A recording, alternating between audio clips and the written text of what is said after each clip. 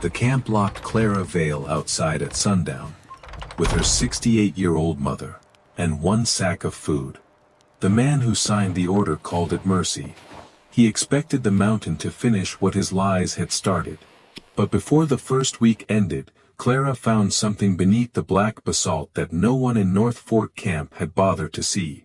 A way for the living to hide inside the bones of the mountain. The gate beam dropped behind them with a sound like a coffin lid. Snow moved sideways through the pines. Clara stood in the road without pleading, without looking back, one hand holding the sack, the other gripping her mother's elbow. Marin Vale was all bones and breath beneath a brown shawl. The cold had already turned her lips pale. Behind the timber wall, faces watched through the slats, neighbors, mill hands. Women who had once borrowed Clara's soap, men who had once eaten at her table after Jonah died. And above them, on the supply porch, Harlan Voss kept his clean leather gloves folded over his stomach. "Quarantine is kindness," he announced.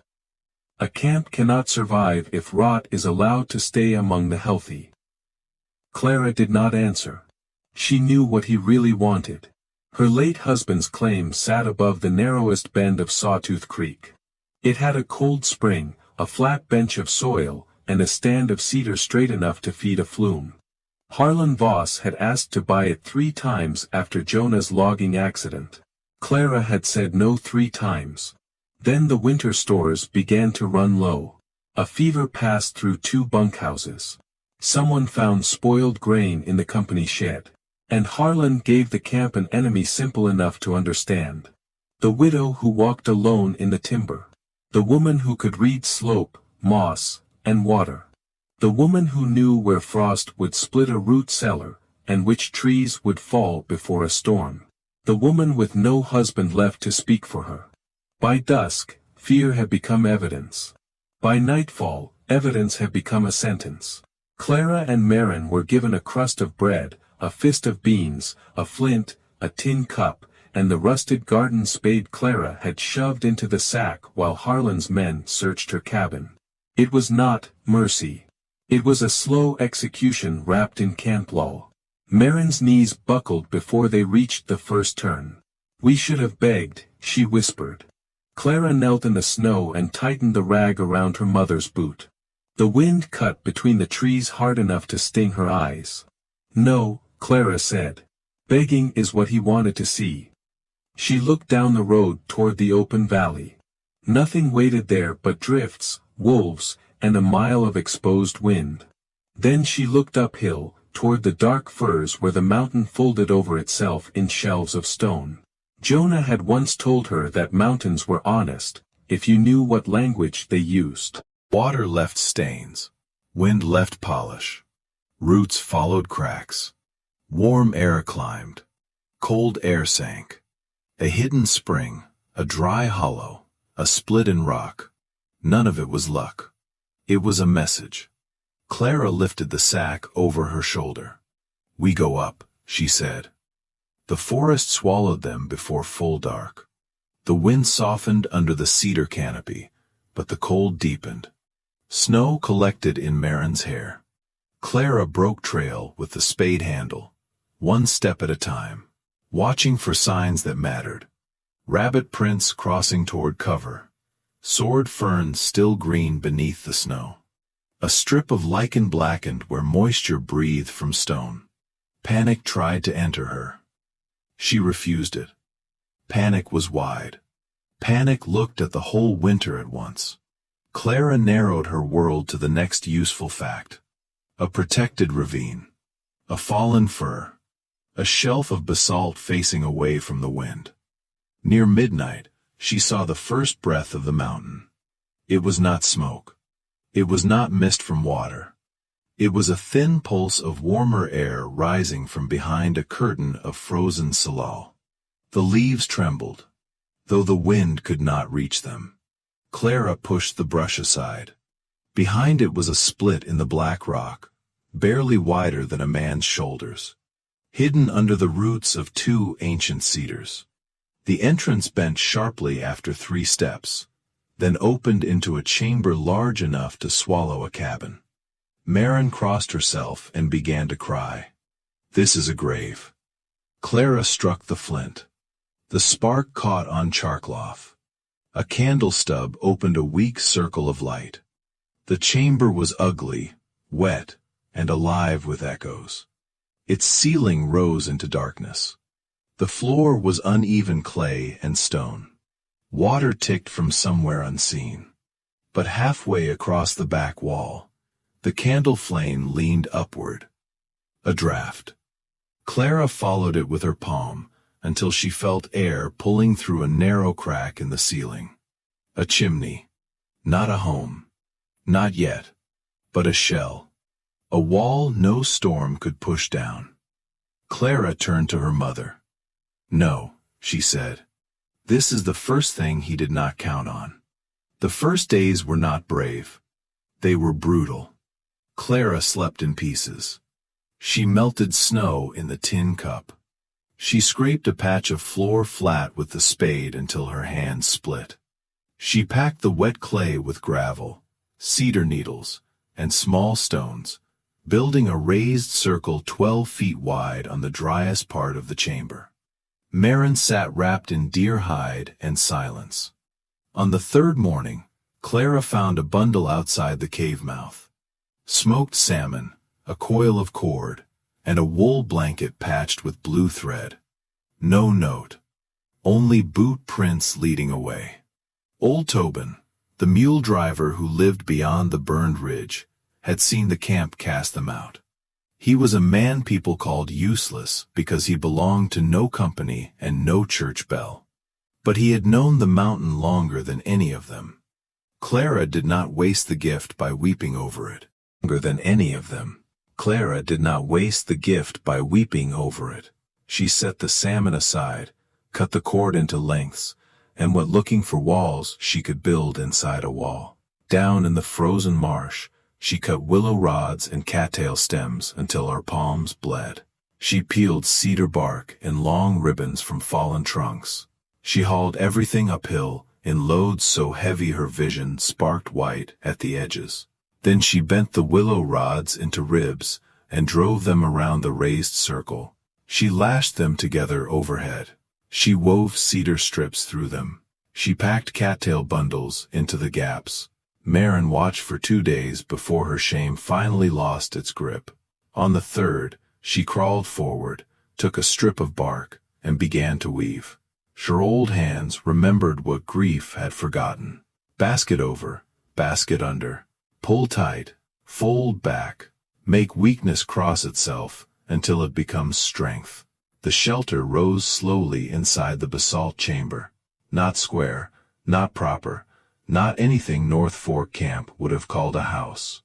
It was a low round room, golden with reed and bark, its back half tucked beneath the natural chimney crack. Clara mixed clay with moss, ash, and shredded bark, and smeared it over the outside in cold handfuls. The plaster sealed the wind out. The cattail held pockets of air. The cedar shed damp. The whole thing became a warm little lung hidden inside the mountain. But walls meant nothing without fire. So Clara went to the creek and carried stone. Flat river stones for the base. Dense black rocks for the back. Smaller pieces for the throat. She built a hearth against the cave wall beneath the draft, fitting each stone as if it were part of a sentence. A poor angle would fill the shelter with smoke. A weak joint could kill them while they slept. She heard Jonah's voice in memory. Give smoke a path easier than the room. Give heat something to strike. Give sparks nowhere to run. By the 7th night, the hearth stood rough and crooked, but true. Clara placed dry twigs inside it, then pine cones, then cedar shavings. The flint sparked. The first flame shivered, caught, and climbed. Smoke rolled upward, hesitated, and Clara's whole body went still. Then the draft took it. The smoke drew clean into the stone throat and vanished through the ceiling crack. Marin made a sound Clara had not heard since before Jonah died. A laugh. Small, broken, almost frightened of itself. Heat gathered against the clay-plastered walls. It did not escape. It stayed. It wrapped around their hands, their knees, their faces. Clara sat before the fire until the shaking left her bones. Harlan Voss had thrown them into winter to disappear. Instead, she had taught stone to breathe. December closed over the mountain like a fist. Storms erased the road. Trees cracked in the cold with reports like gunshots. Snow climbed the cave entrance until Clara had to tunnel out each morning with the spade. But inside the round shelter, life became possible. Not easy, possible. Clara set snares Tobin had shown her years before. Marin boiled roots, dried mushrooms, beans, and strips of salmon into thin stews that smelled like safety. They hung moss near the entrance to dry. They mended clothes by firelight. They learned how little a body needed when fear was not eating first. At night, Clara read from Jonah's old field notebook. Not for comfort exactly. For order. Notes on slope, notes on timber rot, drawings of smoke shelves and root cellars. Pages of weather signs written by a man who had believed the world could be understood, if you loved it enough to study it. Then, on the 5th night of a 4-day blizzard, something scratched at the cave mouth. Clara took the fire-hardened spear she had made from a cedar branch and crept toward the sound. The scratching stopped. A human voice moaned beneath the snow. Clara dug until her fingers went numb. A body fell through the opening and collapsed across the stone. It was Ruth Calder. Ruth, who had stood behind the gate when Clara was exiled. Ruth, who had looked down at her apron while Harlan called Clara a sickness. Ruth, whose children Clara had delivered through fever one spring when no doctor could reach the camp. Now Ruth's skin was gray, ice sealed her lashes. Her lips moved without sound. For one long moment, Clara felt the old injury open in her chest. The cave was hidden, the shelter was working. Her mother was alive because this place had stayed secret. Ruth had helped close the gate. Saving her could open it again. Marin came to Clara's side and looked at the half-frozen woman on the floor. She watched, Marin whispered. Clara gripped the spear until her knuckles ached. Outside, the storm dragged its claws along the rock. Inside, the fire was still burning because Clara had refused to let death choose for her. She dropped the spear. Then let her wake up and remember who kept breathing. They cut Ruth's frozen boots from her feet. They wrapped her in the blue-patched blanket. Clara rubbed snow against her hands before bringing them near the heat, keeping the thaw slow enough to save the flesh. Marin fed broth between her teeth, one spoon at a time. Ruth screamed when feeling returned to her fingers. Then she wept like a child. Near dawn, her eyes opened. He lied, she rasped. Clara said nothing. Ruth turned her face toward the fire as if she could not believe it was real. Harlan has the flour. Coal too. He locked it behind the company office and told everyone the shortage was judgment for sparing the weak. Families are burning chair legs.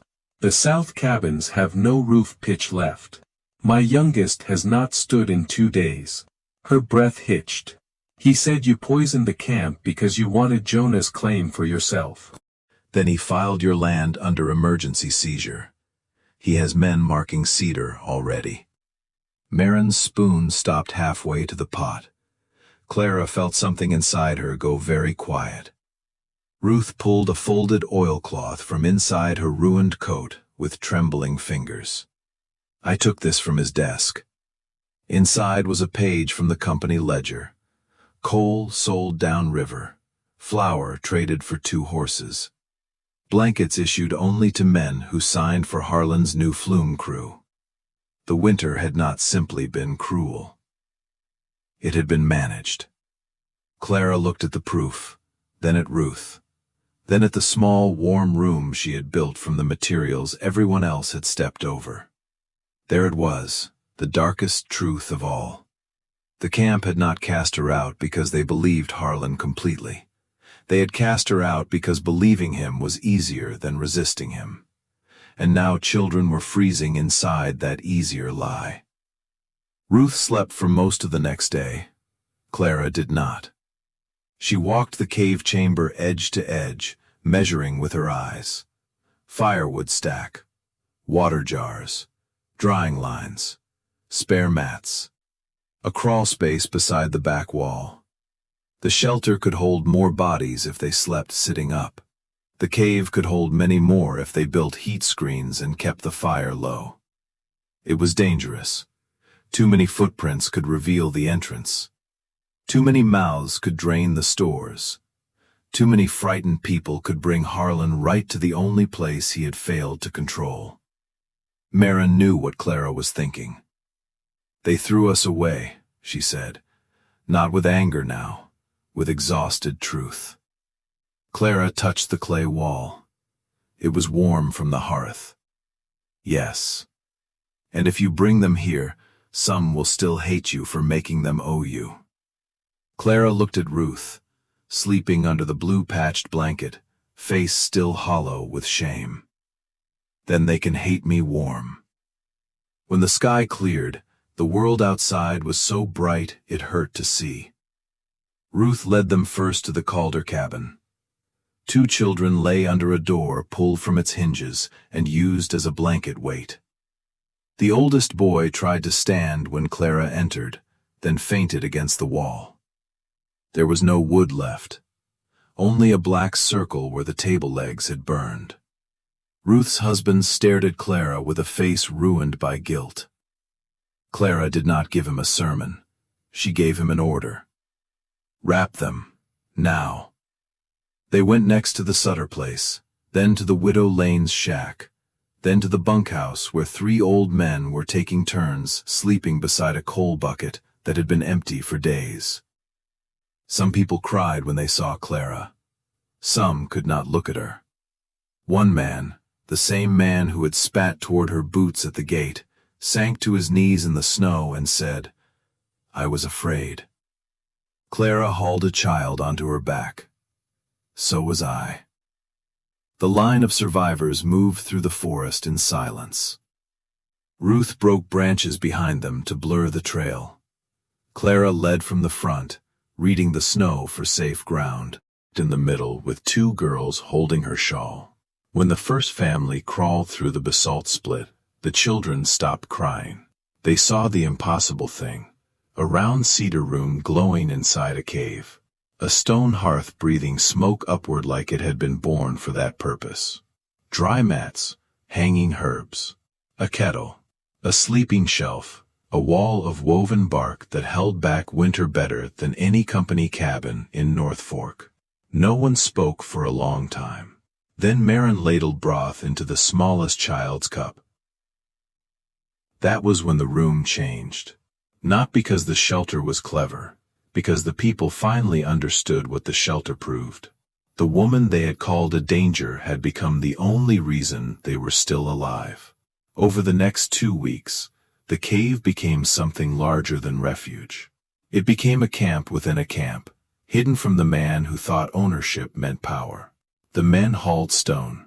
The women stripped bark and patched sleeping rolls. Children sorted dry twigs by size. Ruth kept the stolen ledger wrapped in oilcloth beneath Marin's bed mat. Clara taught them what she had learned because secrecy had saved 2 lives, but shared knowledge might save 20. Cold air sinks. Smoke must climb. Clay seals. Cattail holds warmth. Fear wastes strength. Do the next useful thing. But every improvement raised the same question. When spring came, would they return to North Fork as beggars asking forgiveness? Or would they return as witnesses? The thaw arrived with the sound of water breaking loose under snow. For 3 days, the mountain dripped, cracked, and ran. The creek swelled brown with melt. The road reappeared in pieces. Sun touched the cedar tops and turned the whole forest bright with steam. Clara stood at the cave mouth and watched the people gather behind her. They looked different than they had in winter. Thinner, yes. Scarred, yes. But not scattered. Ruth held the ledger under her coat. Marin carried a walking stick and wore the blue-patched blanket like a queen's robe. The children, still pale but alive, walked between adults who had learned the cost of silence. North Fork Camp saw them coming near noon. Harlan Voss stepped out of the company office before they reached the yard.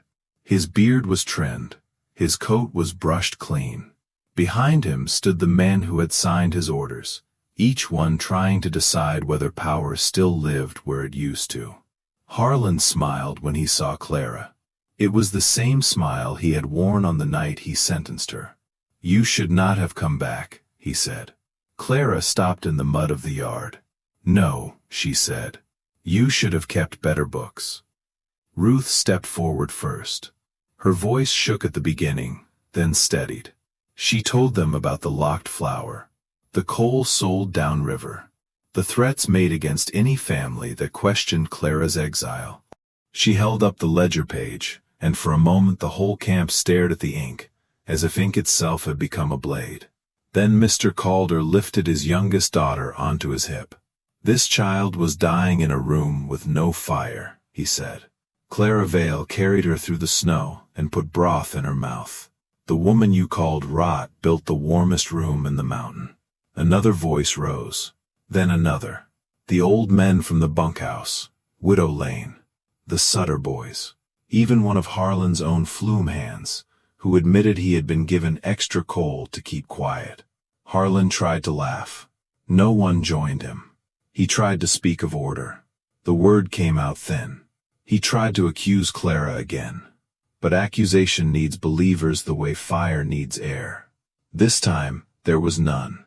Clara watched the faces around him change. Not into rage. Not into a mob. Something stronger than a mob. Recognition. People saw the shape of the lie, and their own hands holding it up. Then, one by one, they turned their backs on Harlan Voss. No shouting was needed. No rope. No blood. Just the camp choosing, at last, not to feed him attention. By sunset, Harlan was gone. The company office stood open. The storehouse was unlocked. The cedar claim was returned to Clara with every signature struck from the seizure order. But when Clara walked back to Jonah's cabin, she did not feel the old hunger to live there again. The place was hers. That was not the same as home. Home was the round room under stone where her mother had laughed again. Home was the hearth that drew smoke clean because she had refused to guess. Home was the moment a child stopped shivering in the arms of a woman his father had wronged. So Clara did not rebuild the past. She built outward. That spring, families came to the basalt cave not because they were desperate, but because they wanted to learn. They dug a proper smokehouse near the creek. They raised a shared storehouse on stone footings. They built cabins facing one another, not all facing the company yard. They chose a new name for the place. Stonehaven. Marin planted beans beside the spring. Ruth kept the ledger page framed above the new meeting table, not as a trophy, but as a warning.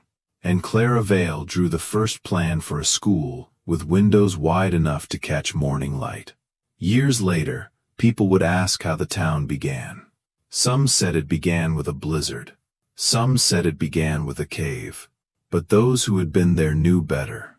It began the night a frightened camp locked a widow outside, and mistook cruelty for strength. It began when that widow looked at winter, grief, stone, clay, smoke, and fear, and chose to solve the next problem instead of dying inside the lie. Harlan Voss had wanted her erased. Instead, she became the foundation.